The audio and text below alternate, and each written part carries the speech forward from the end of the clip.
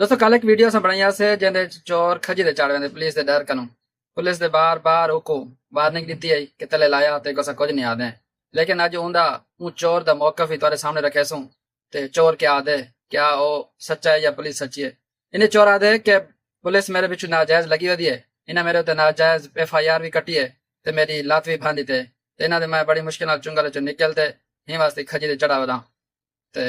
ए उंदी गाल साफ सुन सो ते कमेंट से जा फैसला करे सो कि कसूर कहंदा है। अदा है देखो मैं कोई में ना जायज तंग किती पान मेरे तो कोई FIR कहीं नहीं ये कूड़ ते में को पकड़े न मैं को आगे जाके पान सच्चे ने मेरी इनमें ना जायज में देखो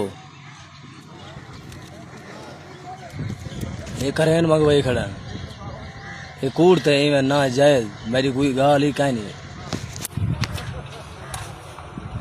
तो सारे मामले तुसा क्या देवे अपनी राय का इजहार कमेंट जरूर करे सो।